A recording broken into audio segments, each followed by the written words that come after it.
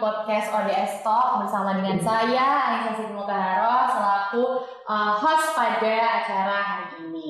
Nah, di ODS Talk kali ini kita sudah kedatangan narasumber yang sangat istimewa dari pendidikan olahraga. Selamat siang, Bapak. Selamat siang. Oke, boleh mungkin perkenalan dulu asmanipun, dari mana, sebagai apa? Monggo. Baik, Assalamualaikum warahmatullahi wabarakatuh. Nama saya Muhammad Fatoni. Kebetulan saya diamanai menjadi Sekprodi di program pendidikan olahraga. Oke, jadi kita sedang bersama Sekretaris Prodi dari pendidikan olahraga. Nah nih Mas, nih Bapak atau Mas nih enaknya? Bebas. Oke, bebas. Anak olahraga itu santai aja. Santai aja, oke. Karena ya kan masih muda, aku manggil Pak jadi. Enggak apa-apa, bebas. Bapak aja deh.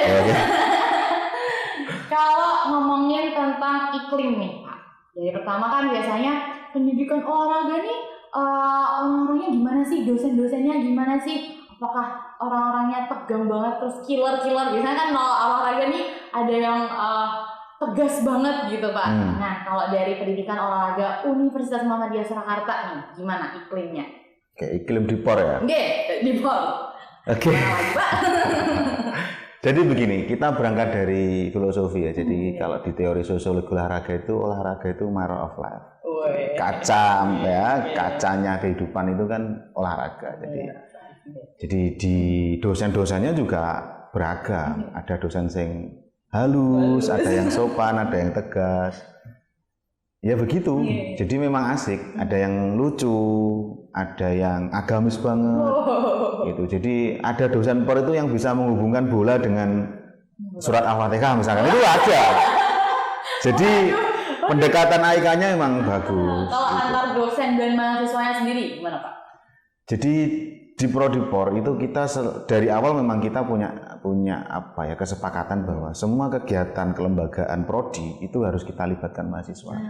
Jadi mahasiswa di POR itu selain mendalami keilmuan dalam perkuliahan juga terlibat aktif di dalam kegiatan pengembangan program studi.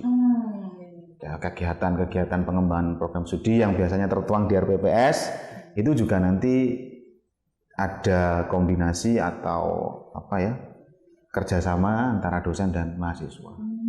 Gitu. Jadi tadi kalau dari dosen-dosennya sendiri, dosen-dosennya nih dosen-dosen yang santai ya Pak ya. Santai. Ada yang agak. Santai. Okay. Ada yang bisa menghubungkan antara bola dengan surat Al-Fatihah. Oh iya. Itu kayak gimana ya Pak ya? Ya kan memang gitu katanya. Gitu. Katanya Tuhan kan sabbahallillahi ma fis samawati wa ma fil ardi. Jadi tidak ada yang tidak bertasbih di dunia. Iya benar. Jadi bola itu bagian dari makhluk Tuhan. Artinya bola ya bertasbih kan kita. Iya. Benar Pak. Aduh. Jadi nambah pengetahuan di saya di sini. Katanya begitu. Tapi kan kalau kita Islam harus iman loh. Iya betul. Itu bedanya dosen POR di UMS sama dosen prodi olahraga di kampus lain. Oke, Pak. Karena ada nilai agamisnya gitu ya, Pak? Gimana? Pasti. Waduh. Oke. Karena kita lagi ngomongin tentang olahraga nih, Pak. Olahraga kan ini biasanya prospek lulusannya tuh atlet. Atlet, terus guru olahraga gitu. Kalau dari Bapak sendiri, sebenarnya prospek lulusan dari pendidikan olahraga itu sejauh mana sih Pak? Monggo. Kalau kita ngomong profil lulusan kan memang kita berada di bawah FKIP ya. Jadi disadari dan tidak disadari prospek utama ya, profil utama lulusan Prodi POR itu adalah pendidik gitu. Namun di dalam proses perkuliahan yang kita lakukan di Prodi POR itu tentunya ada materi-materi perkuliahan dan juga kecabangan ilmu olahraga yang wajib dipelajari oleh mahasiswa, yang nantinya harapan kita adalah memberikan skill tambahan ke mahasiswa. Makanya di profil itu kan ada profil utama, ada profil tambahan dan seterusnya.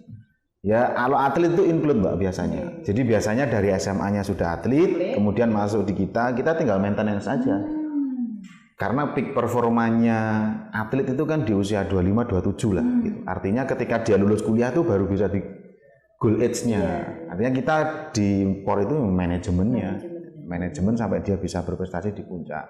Itu banyak kita juga banyak SDM atletnya. Kemudian kita punya afiliasi dengan beberapa perusahaan penyedia jasa ya, sport terapi.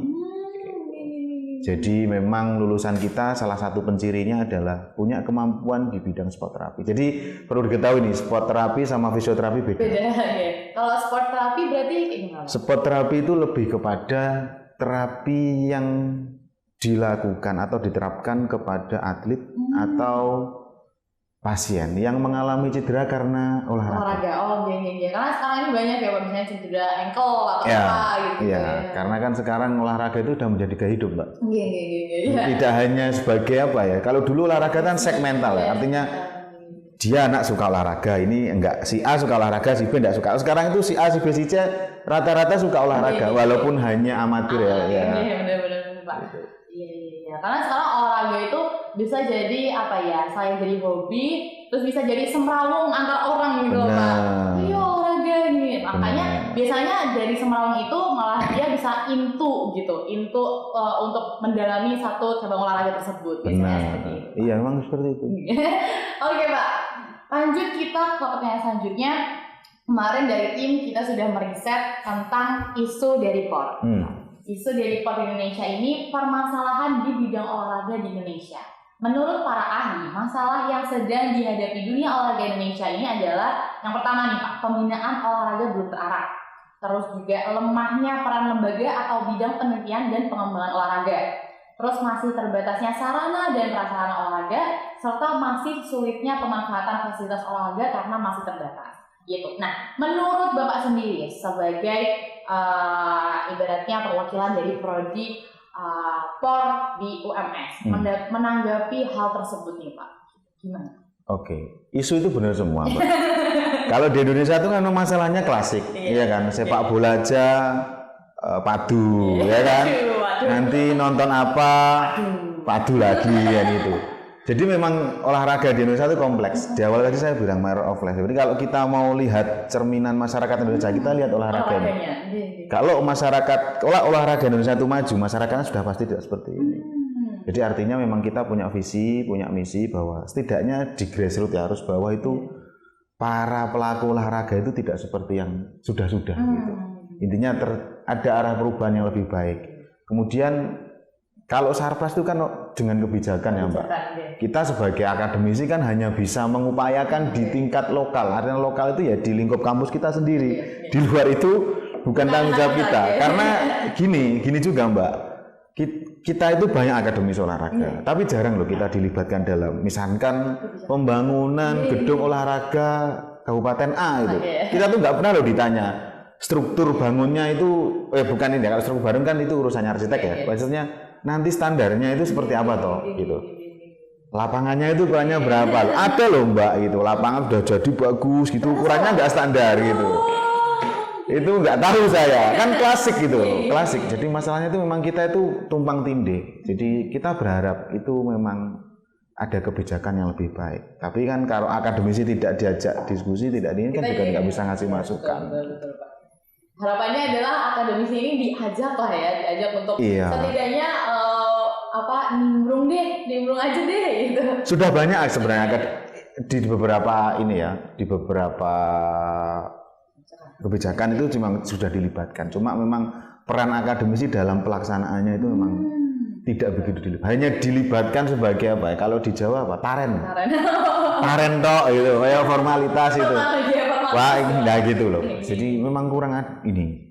Implementasinya dalam memang kurang. Nah, kalau menanggapi isu tersebut, menurut Pak nih, di pendidikan olahraga UMS sudah memenuhikah standar dan dapat dikatakan layakkah untuk para istilahnya para nanti calon pendidik olahraga atau atlet yang nantinya belajar di situ tuh udah memenuhi standar belum sih pendidikan olahraga di UMS? Kalau kita ngomong Sarpras kan ada levelnya ya Mbak. Ada level yang untuk belajar, untuk pendidikan, untuk rekreasi, untuk berprestasi dan seterusnya.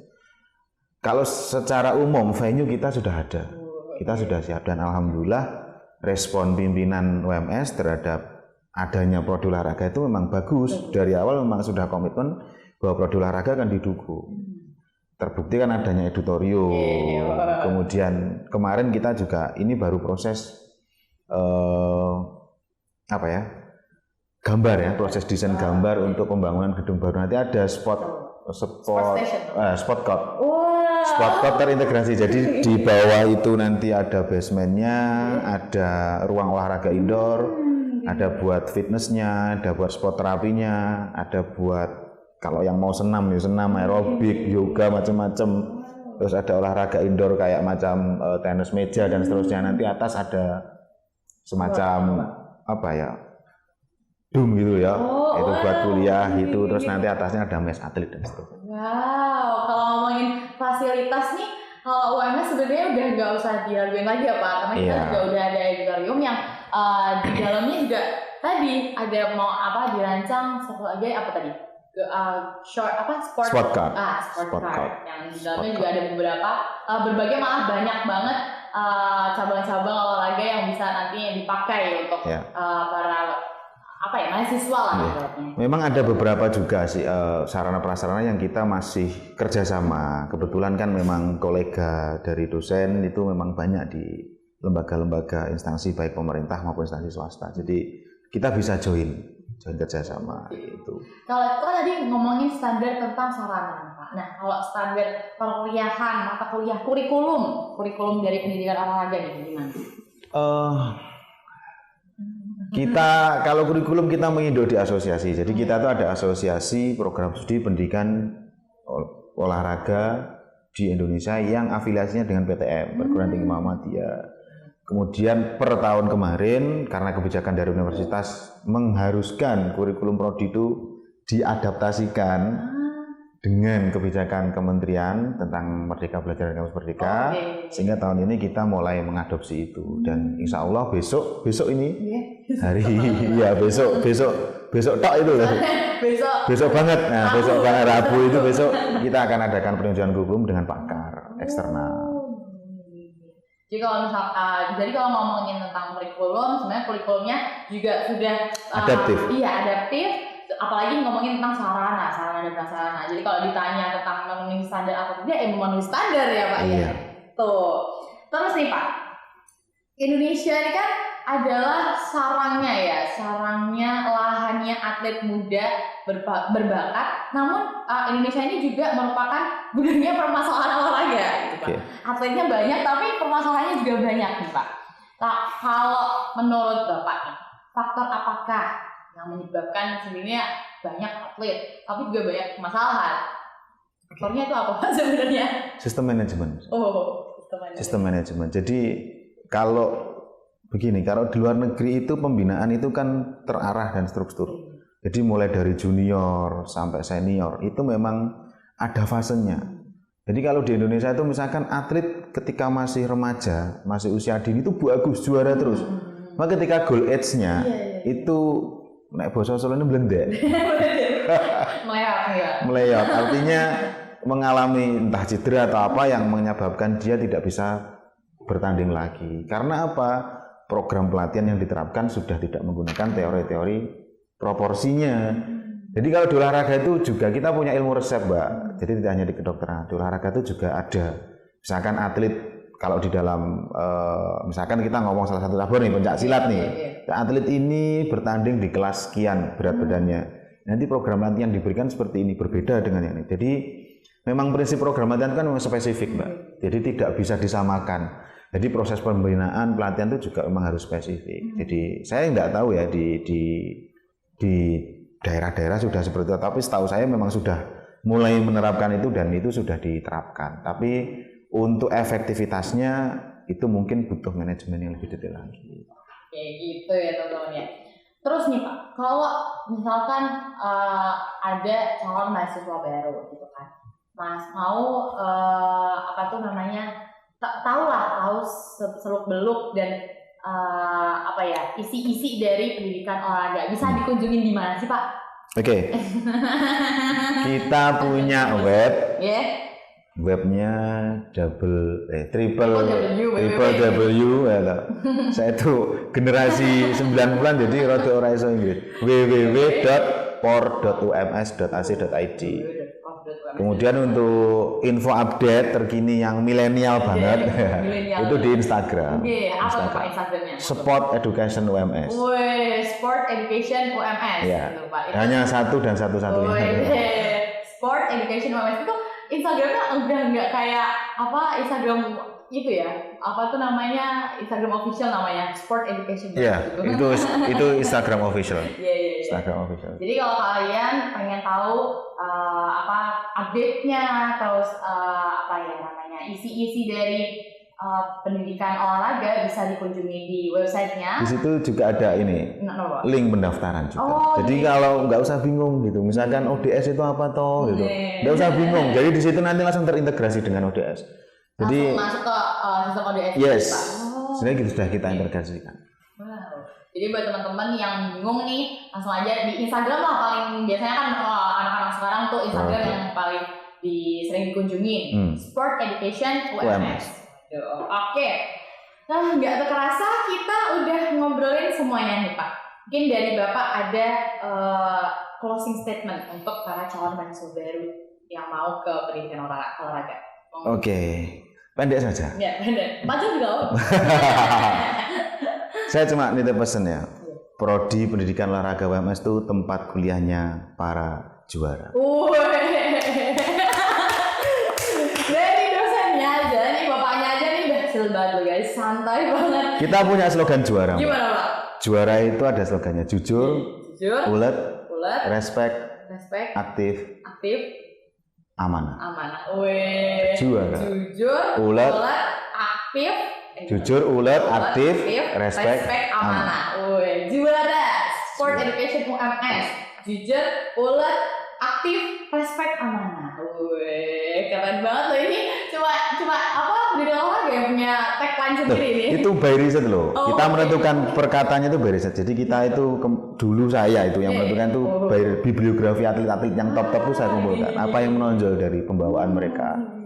Oh, kalau si A itu menonjol di kejujurannya. Oh iya, berarti jujur itu bisa membentuk karakter juara, ulet dan seterusnya. Respect, amanah ini. Keren ya.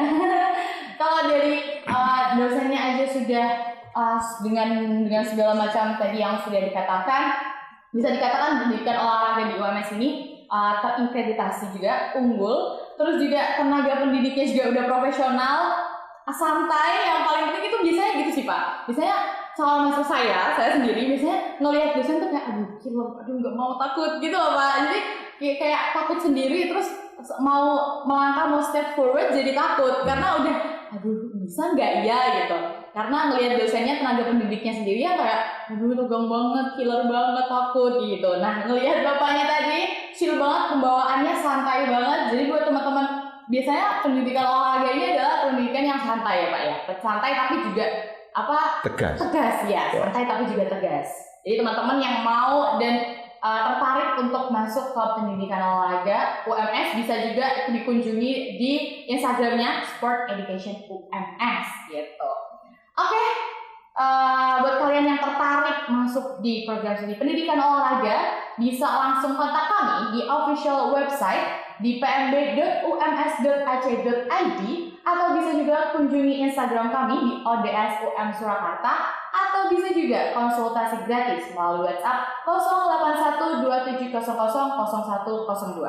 Saya ulangi, buat kalian yang tertarik masuk ke program studi pendidikan olahraga Universitas Muhammadiyah Surakarta, jangan lupa untuk kunjungi website kami di pmb.ums.ac.id atau di Instagram kami ODS-UM Surakarta, atau bisa juga konsultasi gratis di WA kami 0812-2700-0102. Dan jangan lupa saksikan juga podcast kami, karena kami nggak cuma ngobrol dengan pendidikan olahraga aja, tapi kita juga ngobrol dengan semua program studi yang ada di Universitas Muhammadiyah Surakarta gitu. Oke, baik, terima kasih Bapak atas waktunya yang sudah berbincang-bincang dengan kami mengenai program studi pendidikan olahraga. Ditunggu nih teman-teman untuk masuk di program studi pendidikan olahraga gitu. Oke, saya Anissa Bintara selaku host pamit undur diri. Mohon maaf jika ada kata-kata yang kurang berkenan. Wabillahi taufiq wal hidayah. Wassalamualaikum warahmatullahi wabarakatuh. Waalaikumsalam warahmatullahi wabarakatuh.